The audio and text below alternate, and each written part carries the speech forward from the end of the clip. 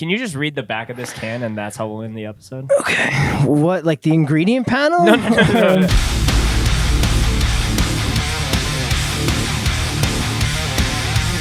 What's up? Major League Bull. No. Start over. What's up? Capital Hardcore. Scoped Exposure mini pods in person with the best guitar player in Alberta. No. Yes, You went there right off the top. Off the top. No. Lee from False Body. Hello. And other bands. Potentially, yes. Potentially, yes. Stay tuned. As yet to be revealed. Yet to be revealed. Maybe by the time this episode's up, but you know. Conceivably, yeah. Conceivably. Probably. Probably. Yeah. Yeah.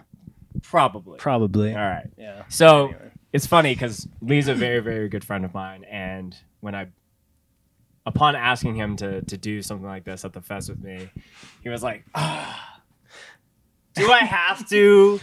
And I think my response was, well, if Michelle has done it, I feel like you need to do it. Yeah, well, so it's not that I don't want to do it. It's an honor, but I'm just, maybe all of our band is just shy people. So it's like to sit down under scrutiny. Obviously, this is we get out all of the rage and excitement during a False Body set, and then we cocoon back. Yes, so we don't talk to anybody. Just sit at the table. You and Michelle don't even speak at home. No, we do not. We don't talk. Only at band practice. Exactly. Yeah. Well, before you get into Bevs, Lee was so excited to showcase a Bev. I'm still gonna get you to select one from the little Bev fridge here, but okay. It's just serendipitously I had this really good Bev that we got right before here. Yeah. So it's from a place called Nut Tea. Nut Tea. Have you ever been there? No. Is that Edmonton based? I think it's like kind of a chain, but there's like one in Edmonton, one in Vancouver, maybe one in Toronto or something like that. Okay. And it's like all vegan, and they make like their own nut milks and nut creams, which is like hilarious sounding, obviously, because it's like I'll have this nut milk with this nut cream on top. But they're just so sincere. You're just stacking nuts like almond, cashew. Their nut milk is like macadamia, almond, cashew. It's like all of them. It's really fucking good. And this is like a Biscoff coffee. So it's like they mashed up some Biscoff into there, which Biscoff is also vegan. Mm-hmm. So it's just insanely good. I was really excited about it. So yeah. And yeah, you were.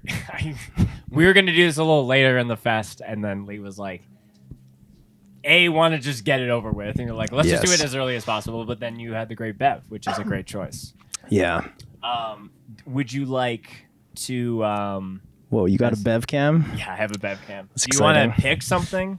Yeah, I'll pick or what? As opposed to you choosing something based on my personality for me. That's never happened. You do that. What do you think I would like the most? Yeah. Well, you're definitely not a Diet Coke man. Interesting. Why do you say that? I don't know. You're too complex. Interesting. Yeah. Okay. What's the most complex drink you have in there then? Honestly, I think this. Okay. So it's a Costin rhubarb sparkling water. That sounds pretty good. Deliciously tart. Mm-hmm. Well, that sounds great. You don't have to crack it now because you got the Bev of your choice. But that's pretty exciting. Something that you can partake in later in the day. I just need to drink my own water bottle. Looking in this, I was like, oh my gosh, we have 3 more interviews, and I might have to do a Bev run. You're tapped. Mid-fest, yeah. So. There's also, like this ice just falling out. Get that out of here.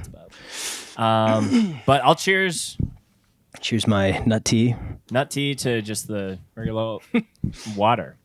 The other reason, I love Lee here, but a bigger reason why I wanted to do something False Body related is you guys just dropped a new EP. It's not permanent. Yes. Kind of just like, we're dropping it. Here it is. Yeah. Yes. Didn't really do much of a big rollout. No. Yeah, we did not. Was that like intentional or kind of just like, we have the songs, False Body Scoped has a very interesting relationship where a lot of the songs that came off of Showing Up Anyways were stuff that we had filmed at some of the live shows, and now it's kind of like maybe might be 1 or 2 songs off of a live set from what year are we in, 2023, but like it's all new stuff. Right. So like, yeah, were you guys just like eager to get new False Body into the world? Yeah, definitely eager. And also these like we're so bad at like rolling stuff out. That's part of it. Like that's probably the biggest thing is that like we've had these songs like done for like approaching a year at this point, and we were kind of like, oh, how do we want to do this? How do we want to do this? And at some point it was just like, this is stupid. We're just like, we're not that big of a band that like we can do like a month long or like several months long rollout. It's just more critical, I think, to just get it out at some point. So rather than just sit on them forever and ever.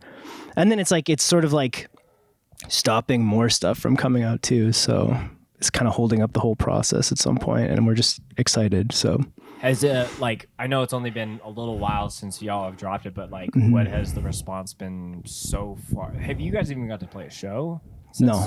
So just today. Just today. Yeah. So I mean, yeah, everybody's really nice, you know. Nobody's ever gonna say anything mean, I guess. Hey, by the way, we haven't. Yeah, nobody has like been a big hater so far. That's good. Yeah, it's been pretty positive. People, you know, Edmonton is always, because this is the only place we've been since putting it out. Like you said, it's the first show we've played. So Edmonton people are always extremely nice to us, of course. So yeah, I do think that, you know, from the few songs that you guys have played live, I know that I distinctly would go up to you, but like that song with the like the chokes, yeah, like, that new song's fucking sick. Yeah, people like that song. that's the biggest piece of feedback is like the people be like, oh, what that one song like with the gunk gunk gunk, is that on it? And it's like, yes, that song is on it. Yeah, so that's a cool song.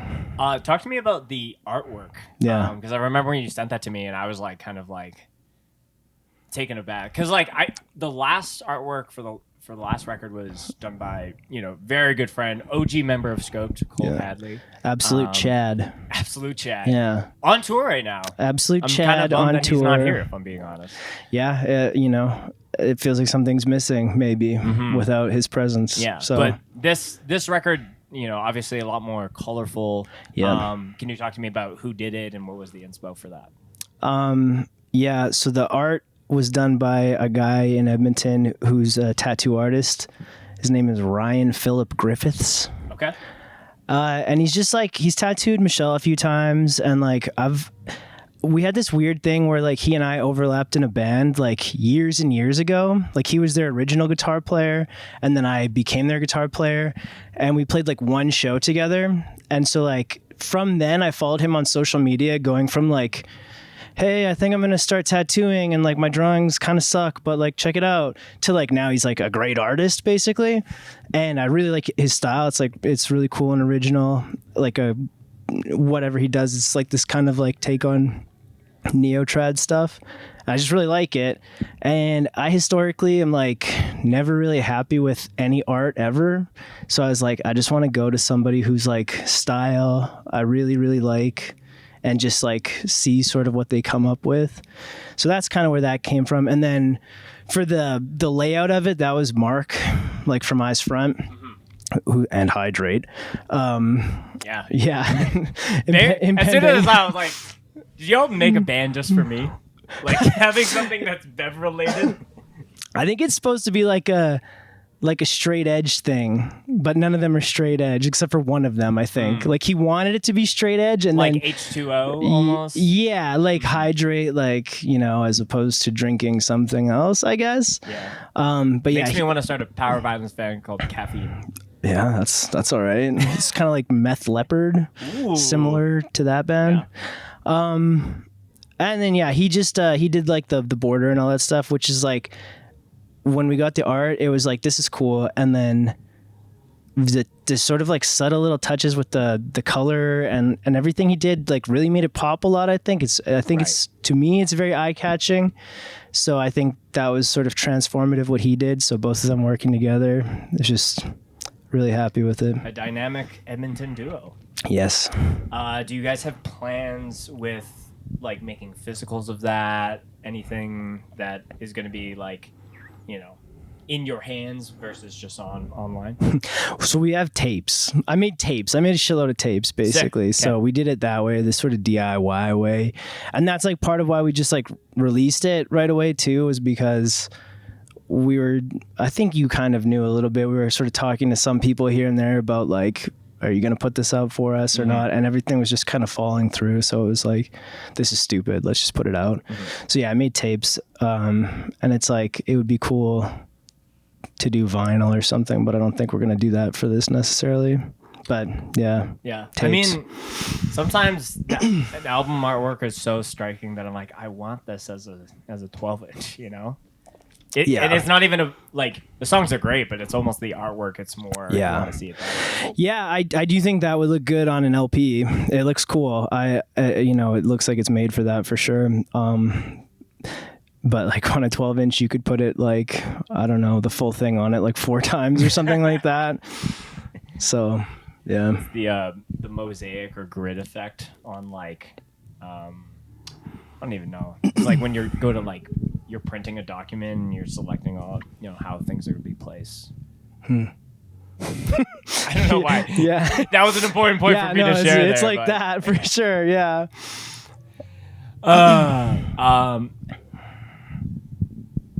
What guitar did you record with for that record? Rickenbacker all the way through. That's the most beautiful guitar. Yeah. In this province. Yes, I won't be humble about it. I think it's really nice. Yeah, I agree. I like it a lot. Yeah. Yes. Yeah. Like, have you seen any other bands that play a Rick? Like even in Canada, I can't even name one. Like that are operating right now. I don't know. I know like what's that? There's like Birds in a Row, I believe. That guy plays a Rickenbacker. Tom Petty and the Heartbreakers, notably. I think I see more Rickenbacker Fugazi basses. Yeah, than guitars. For sure, definitely. Yeah. But yeah, there's some of those like, it's kind of like you'd see it in like a Scramsy sort of band or something like that. Yeah. It feels like a lot of the time, but mine, that's usually like that semi-hollow, and mine's like a solid body, as you know. But yeah, there's like, I don't know. Not really, I guess. Some. But like, yeah, again, like Fugazi, sort of Scram stuff, semi-hollow for guitars. Yeah. Yeah. I can't remember who I was talking to, but someone had mentioned, we were talking about some other things, and we were talking about, someone was perplexed of seeing your setup be so good with like not a lot of stuff. They were just saying that like it was, because you have a Rocker 50? Oh, it's OR50. An OR50. Yeah. And like, do you have a ton of shit to make your tone just absolutely crushing as a single? No, it's Okay, just what's the secret? It's just my guitar into a Dr. Scientist, which is like or a Dr. Science Elements. Okay. If you've ever heard of that. I don't think so. It's just like, it's a really like versatile, it's an overdrive and a boost and all these things basically, and then it's just into my amp, and that's it. Yeah. Less is more. Yeah, I think so. That's like all the components on their own are like really high quality, so I think that is maybe part of it. Yeah. I think I used to have a Rev Gen 100. Okay. And made out of Manitoba, and someone had mentioned to me that like if you need to have an amp that has an overdrive and all these things that are attached and just can't just be balls to the wall just on its own, like maybe get the better head. And like having that definitely helps, but there would be times where I'd be like, I don't need to play anything on this. So who do you think has good tone in Edmonton? Who has good tone in Edmonton? That's a crazy question. Obrea Sky comes to mind. Yeah. Kind of tone lords for sure. A couple of gear nerds. Yeah, same thing with like, Isle. Also gear nerds. I feel like they worship the gear. Yeah. Like it's a deity. It's one of those those bands for sure, where it's like, they just, I don't know, love their amps and they just worship Sun and all that shit. They've got their electric guitar company type of aluminum guitars and stuff like that. Those guys put a lot into like making the tone be the way they want it for sure. And you share a jam space with them, so Yeah. you have a bit of a insight. Yeah. I see all their stuff. That whole jam space, it's just the two bands, but it's just wall to wall amps, and it's all their amps. I've got one in there, and the rest is just like their crazy vintage cabs and like huge pedal boards. Like Justin's pedal board is like 2x3, like it's just enormous. So yeah, those guys like tone. Who else has a good tone? I don't know. Eyes Front. They've got some tone. I don't know. Yeah, you kind of caught me unaware. I didn't realize you'd ask me about tone. Let me go to the drawing board. Yeah, what bands are even in Edmonton? I mean, Hate Mission just played. Yeah, that was sick. Chris had good tone. And Rob, I believe the other guitar player is. Very good tone. That didn't feel like a first show, is what I was saying to Chris. It felt good. Yeah. I've never heard someone say, "This is our first show. Pretend like it isn't," as like a. Is that what he said? Yeah. Yeah. It got me. Fair enough. Got me moving. Yeah, fair enough. But no, there's a lot of people there for how early in the day it is too. Yeah. So. Yeah. I remember the False Buddy set at this fest last year was a pretty chaotic and a big highlight. Yeah, I mean, you'd probably know more than I would because you would have been filming it, I believe, right? So I think that was the one time because we collabed with Colby from Eyesore Media, who's filming right now. Shout out to Colby, allowing me to not have to worry about that and do fun shit like this. But I think that was the only set that day where they were doing the drum cam angle, and then I was kind of stage right. Okay. And we had switched, so I was right by Scobie. Okay. And so I was kind of like lower at times because Scobie's all over the kit. Right. Wanted to be really dramatic with some of the shots I was getting, but I'd be looking over. I'm like, oh my god, what's happening? So I'm very excited to see how things pan out, especially with this new release. Me too. Me too. Yeah, Dan gave us like kind of a god spot on the bill today, for real. So like, hopefully it's good. Like if we're gonna have a good show, it's gonna be this one. The top, Alberta band. Yeah. Well, if you count Serration, they're like, but they're kind of like have broken out of like some of their members are from here, but it's not really like a local band. Yeah. So I could see what you're saying there. Yeah. But we will not get into the Inspiration Edmonton. Yeah. The pedantic and like, are they an Edmonton band? Probably not.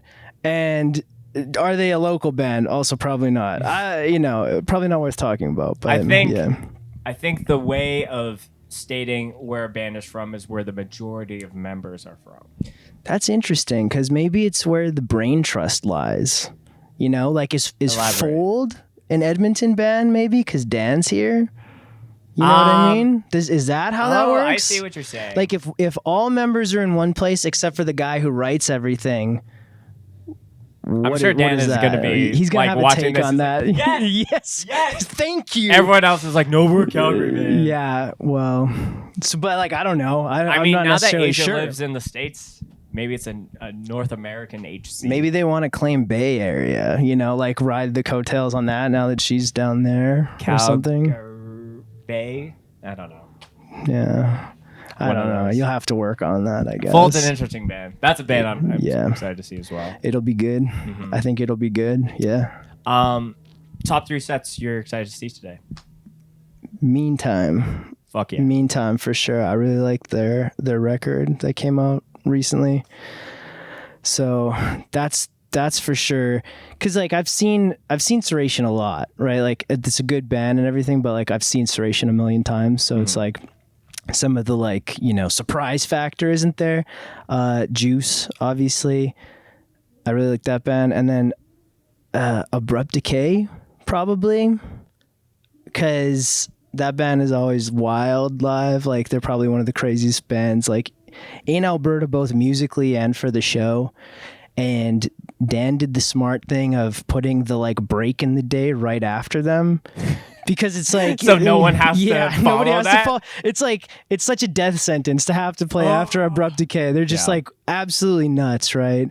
And like musically, the show is crazy. Just like everything about it is like so sick. I have a feeling that DOA did the same thing at the Bull, but I could be wrong. I think it was Dying Remains that played right before the break at the Bull. Oh, if I'm not mistaken. That might be right. Which same kind of thing. You just go to Instagram and search Bull. I'm like, oh my search Bull.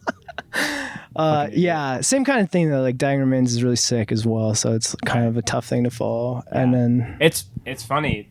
Grant and Jill, we did an episode with them before Hate Mission played, and we were talking about how I think we were talking about Cole. It's like, oh yeah, like Snake Pit, they're on tour, and Dying Remains was also on tour, and sadly not here as well. So right, it's kind of.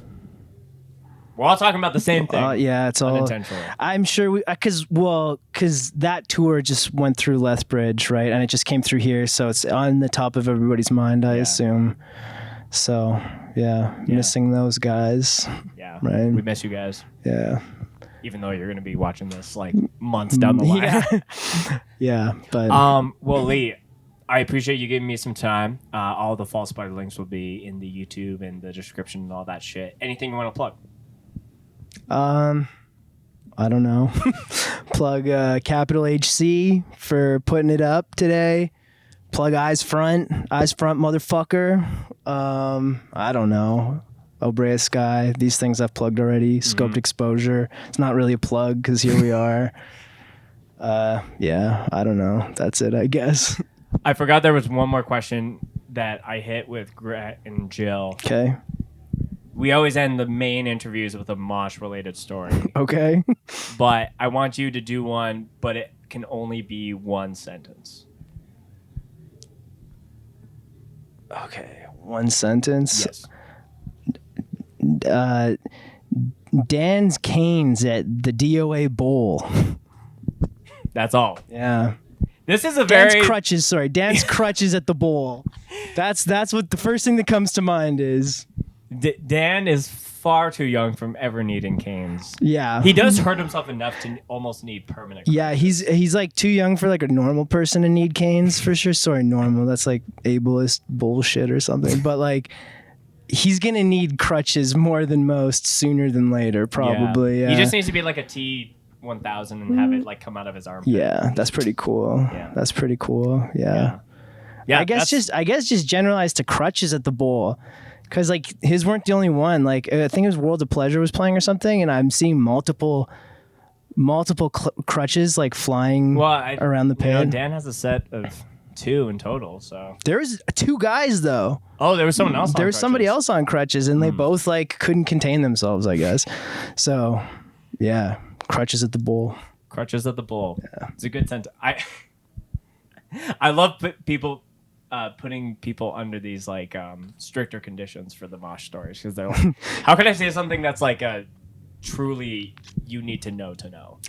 That's good though too, because like how do you like talk about mosh stories? Like everybody has like so many, or like they're all kind of like either like you have so many, or it's always just like, oh yeah, somebody got like really hurt. It was crazy. Yeah. So it's like putting like a border around it is like kind of good for creativity. Yeah.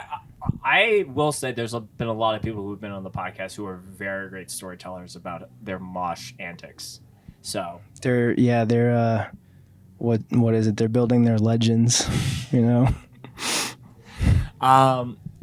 Thanks for coming on, Lee. Thanks for having me. Yeah, I hope that you enjoy that bev, but it sounds like you're well into this other one. It sounds deliciously tart. Yeah. I think it actually says that on the can, but I'm a cranberry juice enjoyer, so I think a rhubarb tart Can you just read the back of this can and that's how we'll end the episode? Okay. What, like the ingredient panel? No. This little mantra. We press all shapes and sizes, waste not, want not. This year, we're helping our friends at Fair Share fight hunger and food waste, donating 100,000 of our little juice cartons. Is that what you're looking for? That's just so Costin can like hook it up for us. So sponsored by Costin? Yeah. Unofficially. Okay. I'll take your money. Right on. Yeah. I support that. Get the bag, man. Get the bag. Hell yeah.